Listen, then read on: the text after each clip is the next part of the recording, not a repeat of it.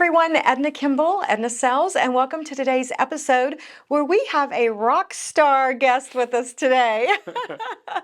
Everyone, please meet Bilal. Thank you. Hi, Yes. everybody. Hello. Thank you for having me on. Well, thank you for coming out. Did I say the name right? You did. Okay, very good. I've been nervous about that.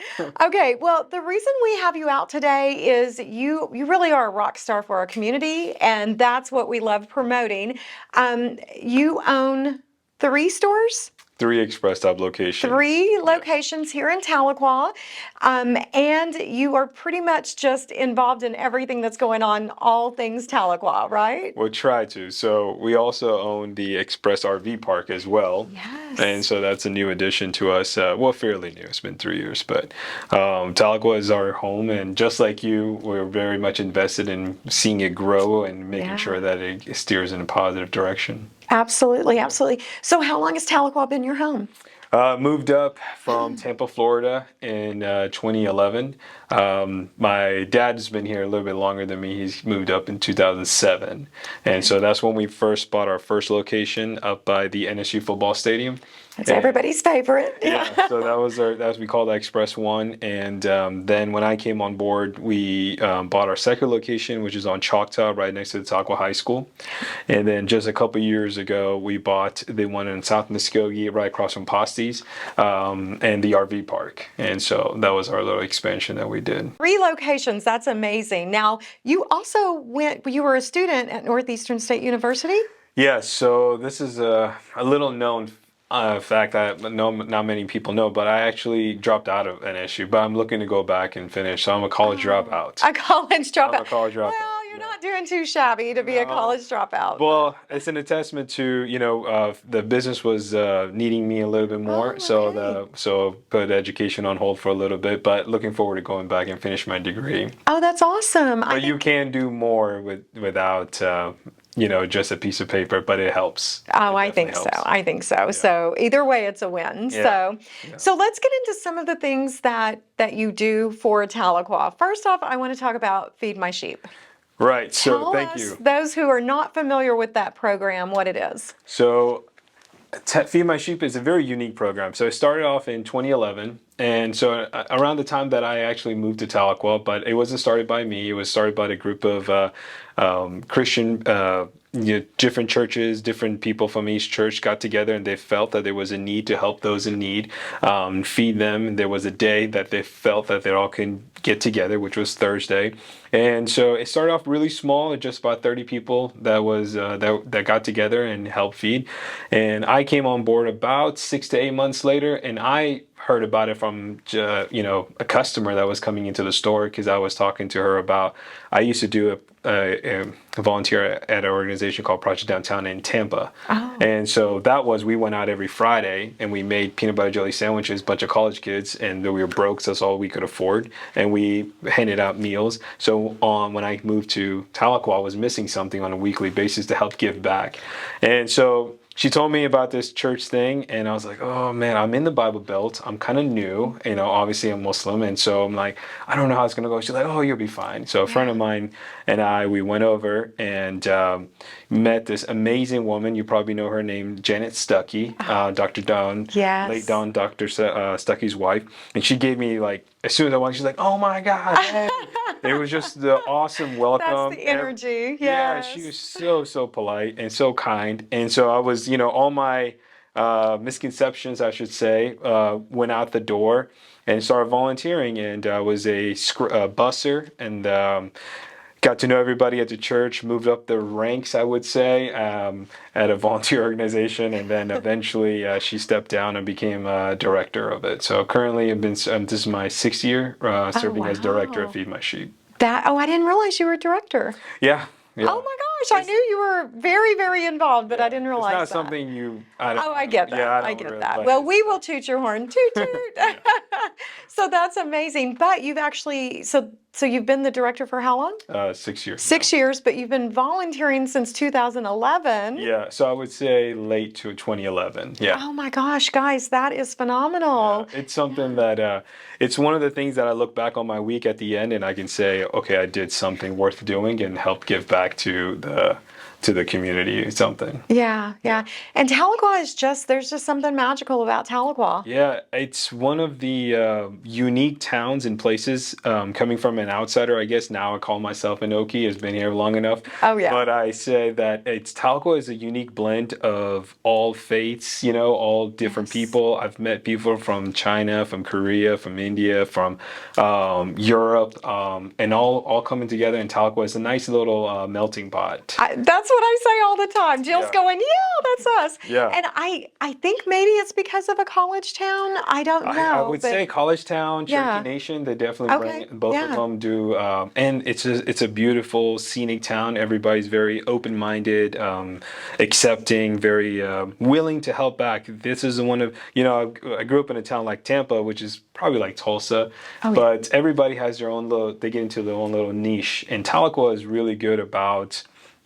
Tahlequah strong, one voice, everybody coming together, helping other businesses grow. It's not so much as competition, obviously there is, but everybody's really good about helping each other grow because there is a bigger picture in mind, which is to help the whole town grow. Absolutely, because if the whole town's not growing, it's all not not good doing for good. small businesses. Yeah, Exactly. so it just makes Yeah. so much sense. I love that. Now, I also would be remiss if I didn't mention that you were the large business. Let's see, let me say this right, that you won the Tahlequah Chamber Large Business of the Year in 2023. Yes. Yes, that was so so exciting. And I was there and you guys had several tables and all your employees were Yeah, there. it was really special. So we actually won mid-sized business a couple years earlier, Right. from the chamber, and we had just me, my dad, my sisters, and we had a few special guests, Miss Janice Stuckey being one of them, and it was surreal because I never thought we would, be at that level or get that recognized in such a fantastic way.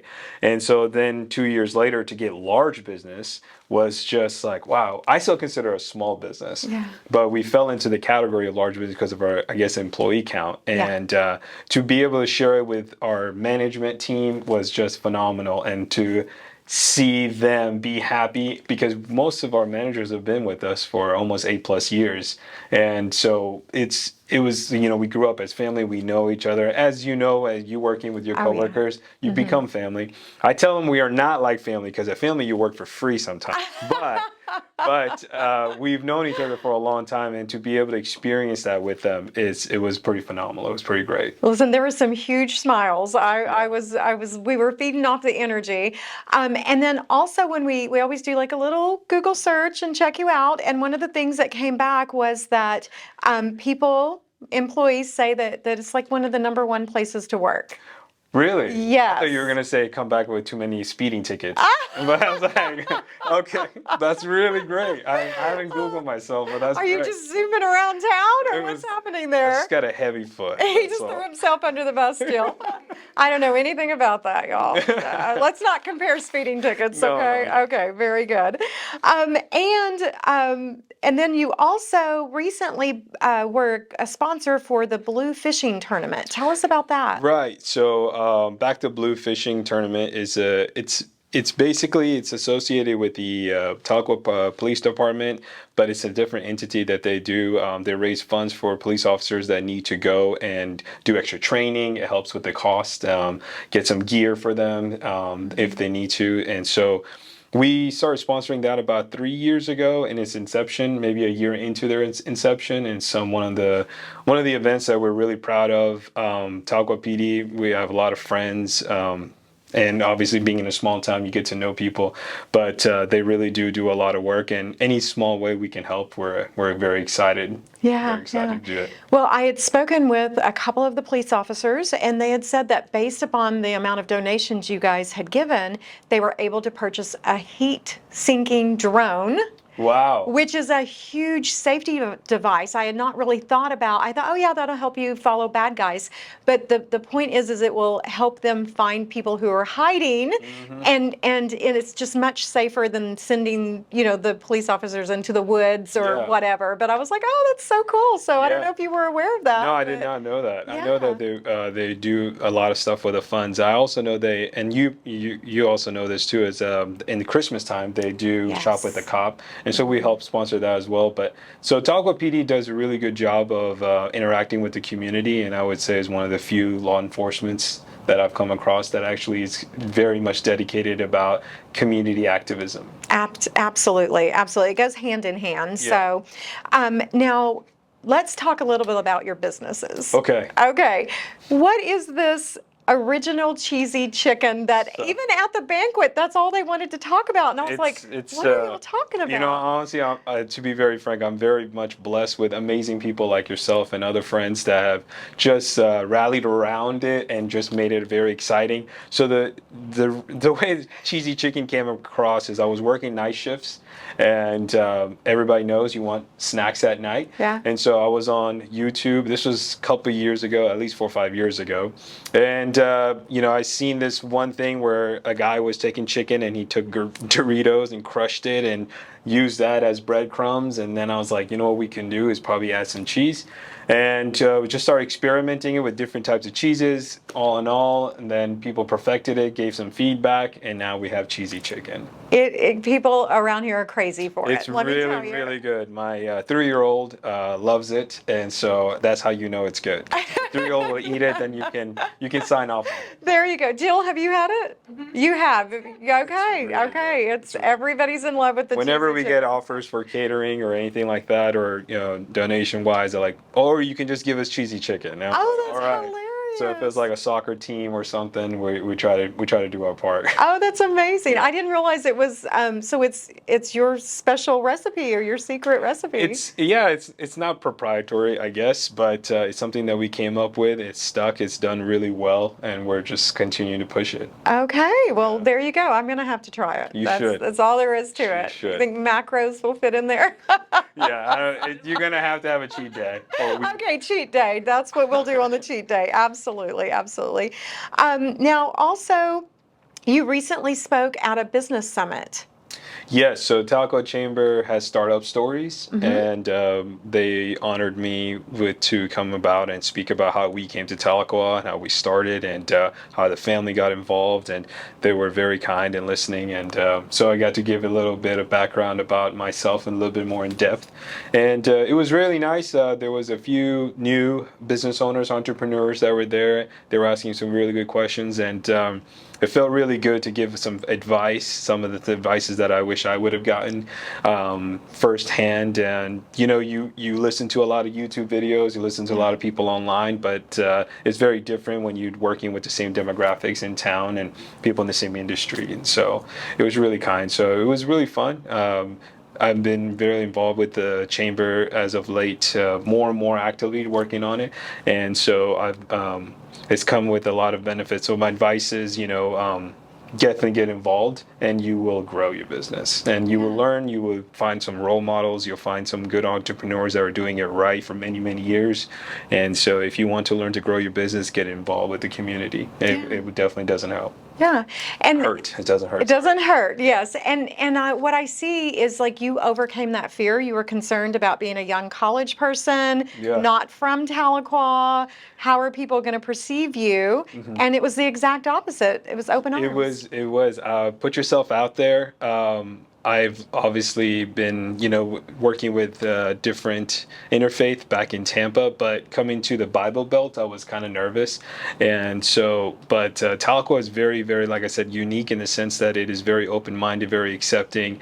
Many different denominations, many different churches go here, and they're all been nothing but great experience. But I would say anybody that is looking to get involved, there's a lot volunteer opportunities are more readily available in Tahlequah all over. So definitely go get out there and help. And even if you don't get any monetary return that you might be looking for, but it's just about giving back to the people around you. That's just worth it. Yeah, a rising tide will float all the boats. Very good. Right? Very good. You know, my faith tells us that you have to get engaged. You have Yes. to be involved. You Yeah. have to help. You have to be the positive light. And so that motivates me to go out there. I love that. That's definitely what it's all about for Yeah. sure. Yeah, Absolutely. definitely. Now, we do like to do this little thing on our podcast. We like to ask a controversial question. Great. Okay. Let's do it. Okay, so the question of the month is, do you make your bed every morning? I do not. You do not. Okay. I do not. And I've seen many different podcasts like you make your bed and you know it was actually a running joke between me and a very close friend of mine and it's like, oh, you made your bed or something, like, well, it's only a time before you get $1,000,000 and you save so much time. And it's like, no, I honestly don't. I'm very for those that know me, I'm very what's the word, clutter. I have a lot of my desk is not the Oh, okay. cleanest, unfortunately. And I try. So I do get into those little fits where you just take down everything and you're going to have a clean room, clean office, and you feel that sense of relief and it lasts maybe 24 hours. And You tend to have it all out and yeah, around I have you, a 3-year-old, so there's nothing that's a stays good clean point. for a long time. That's a good point. Yeah. Sometimes that 3-year-old is probably still in the bed when you leave. Yeah, yeah. So That'll do it. It's That'll do it. definitely so. No, I don't. My bed's not made. Okay, But great okay. question though. But I love the spin that, just because you made the bed, you should be looking for $1,000,000 to drop into your lap. Yeah, you see these self-help podcasts, Yeah. I would say, and it's just, I think just time management. That would be the biggest advice that I gave, and to when people ask me what do, I would say time management. I'm still working on it. Okay. I'm not the best at it, but time management. There's a lot of time in the day, and if you want to become successful, just time management. Yeah. I've always heard that the billionaires have 24 hours in the day and the starter ups have 24 hours in the day. It's just what you're going to do with that. So, yeah, I think that's really important. Very well said. Yes. So, guys, definitely go check out XPRESS STOP Cheesy Chicken because I'm going to. We should have had him bring some, Jill. We missed that opportunity. But I'm fasting today, so Oh, that's true. That's true. Yeah, that would have been torture. That would have been very cruel. That would have been very cruel. In the car, Just wafting smelling it. towards you. My hearing go as well. Yeah, absolutely. Well, we appreciate you taking the time out because you have a lot going on between all of the volunteer that you're doing, all of the business that you've got going, and the fact that you were willing to come and stop by and have a chat with us today. Thank you so much for the opportunity. Thank you for having me. Yeah, no, This was great. This was fun. Okay. Okay, everyone, as usual, please like, follow, and share so everyone can know about the cheesy chicken and go and check it out. And if there's someone that you would like to see on the next episode, reach out. Or if there's a controversial question you would like for us to broach, please let us know. Thanks for watching, everyone.